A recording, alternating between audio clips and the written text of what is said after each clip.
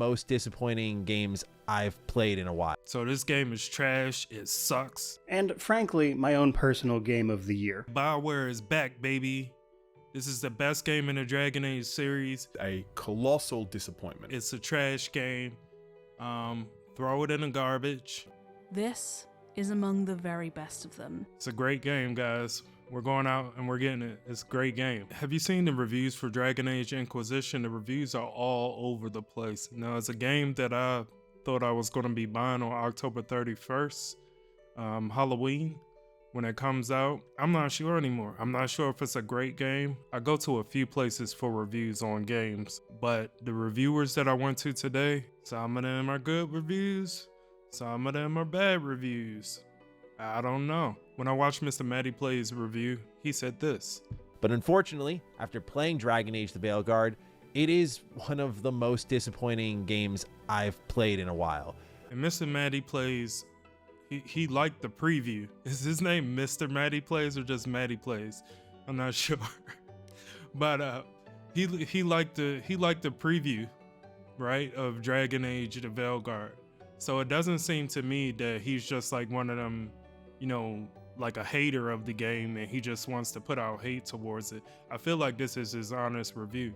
This is a guy who's very honest. Like, he doesn't just go along with the crowd, at least in my opinion. You know why? Because he likes Skyrim in space. You know, when everybody was hating on Skyrim in space or Fallout in space, the Bethesda game, what's it called again? Drawing a blank. Skyrim in space. Yeah, no, it's not Skyrim in space, stupid. Whatever. The last Bethesda game, he liked that game, right? He liked it. He didn't like the DLC. See, I follow his content. I know he didn't like the DLC, but he liked the game. I think he liked the game. So when he says that Dragon Age the Veilguard is bad, he's probably telling the truth, right? So this game is trash, it sucks, and you probably shouldn't buy it. But then I looked at this reviewer, Mortismal Games, Mortem. He has a little, you know, the music. That's what the music plays on his channel. And he said this. That makes it, as far as I'm concerned, the best entry in the series. And frankly, my own personal game of the year. That's right, hell yeah, BioWare is back, baby. This is the best game in the Dragon Age series. This is game of the year. This is better than Black Myth Wukong. This is better than Shadow of the Erdtree. Well, Shadow of the Erdtree was a DLC, right? So that doesn't count. But if Shadow of the Erdtree was part of the base game, that wouldn't matter because Dragon Age the Veilguard is game of the year. Now, he didn't really say that, but he did say that he felt that Dragon Age the Veilguard was his game of the year. So basically, we're buying the game. He liked the game, it's game of the year, we're buying the game. And I trust he 100% games in platinum. He does that to the games, okay? He finishes them. So I respect his opinion. But then Skill Up said this. Dragon Age the Veilguard is a colossal disappointment. I really can't put it any other way. I spent 50 hours playing this and it was time I desperately wish that I could get back. That's right, baby. We're back. It's a trash game. Throw it in the garbage. Take it outside. I let my dog crap on it because it's a bad game. And Skill Up said it's a bad game. It's a bad game. You know, he not shilling for nobody. He got a review copy and he still said it's bad. He was like, you know, honest journalism here. Trash game. But then I heard Eurogamer and they said this. Epic. Epic, in a way, I think will set a high bar not only for BioWare in years to come, but for role-playing games in general. This is among the very best of them. It is the strongest and loudest answer BioWare could have mustered for the people still doubting whether it could do it. The answer is yes. That's right, great game. It's a great game, guys. We're going out and we're getting it. It's a great game. But Fextra Life said this. They weren't able to review the game at all because they didn't get sent a copy, apparently. And apparently they were expecting a copy. They got a preview copy, but then what he's saying is that, you know, maybe the stuff that he said in the preview, they didn't want him to get a regular copy of the game so that he couldn't review it before it came out to the public. Now this is the guy or guys. I don't know if I'm sure there's guys, but I only hear one person's voice, so I just call him the guy, the Extra Life guy. He gives me builds in most of the RPGs that I play. They basically tell me a lot of stuff in Elden Ring. They told me where it was at. So I like those guys. They're pretty good. They're pretty good on the RPG scene. They should have got a copy. It sucks for them. But it's not like the reviewers that got review codes just gave them all good reviews. As you can see, it's pretty mixed.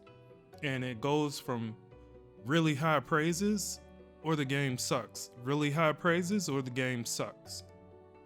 So it's not like any in between. There's like, hey man, best game ever, game of the year, or game sucks. So it's weird, right? It's usually where you can find stuff in the middle, and maybe we'll see that as the regular reviews come out from not the review copy, but from normal people like me that'll get it. You know, it is what it is. I'm in the same boat as the Extra Life guy. They didn't send me a review copy either.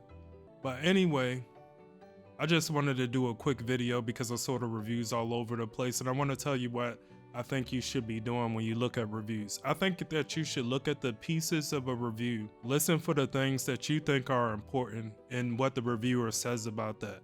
Don't look at the review as a whole, especially not for this game since it's so divisive. Look at the different things that they say. Here's a few things that I noticed that a few of the reviews kind of all say. The art style is different. It's different than it was in the other Dragon Ages. You may like that, you may not like that. Two of them said it's a little Pixar.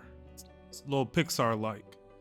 And Maddie plays, he shows like a little Pixar Dragon Age type scene from one of the cutscenes. And I look at that and I said, yeah, that does look like Pixar. But if you're a big fan of Pixar, maybe it's a game for you. But then I heard that the combat is pretty good. So if you listen to Mortem, he talks about how you can like prime the attacks and how he likes that, right? But then the same mechanic, if you listen to Skill Up, he says about priming the attacks is that he really doesn't like that as much, right? So you got two different people, same combat system, and one of them says, oh man, this is great. And then the other one says, this is trash, right? You know, you got to kind of make up your mind for yourself. It's pretty hard to know without playing the game for that type of situation. But as you can see, you know, people have opinions and they're not always the same. They're all saying that it runs pretty well on PC. They don't really see an issue with it running on PC. Whoops, was that extremely rough cut and I'm now wearing a jacket? That's because my camera overheated and I had to take my dog outside to poop in the Veilguard, like Maddie Plays and Skill Up told me to do. They told me to poop on Dragon Age. So, hey, that's what we did. But in all honesty, guys, I think what you should probably do this time, because the reviews are all over the place from people that I think make good reviews, and they're both, you know, here and there on rather that being positive or negative. I think you should wait for the Steam reviews. I never really pre-order games, right? So I look at the Steam reviews. What are the Steam reviews saying after like 2 days? Because you know there's some guys with like no jobs and they will like either finish the game or they probably won't finish the game because I'm hearing 50 hours from a lot of people. But they'll get through enough of the game to see whether they like it or not. And you can see from the Steam scores, because the game's going to be on Steam day one, whether you probably like the game or not. I was going to get it day one, but I may pick it up in like two to 3 weeks. I think I really want to play it because it's a Dragon Age game, right? I probably won't hate it. I don't really hate most things. I usually just won't buy the game that I'm probably going to hate.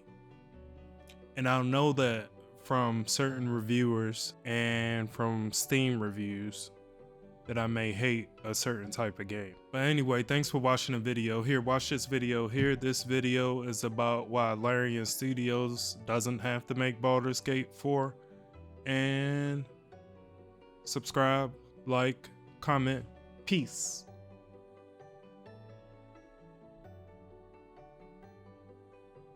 Thanks.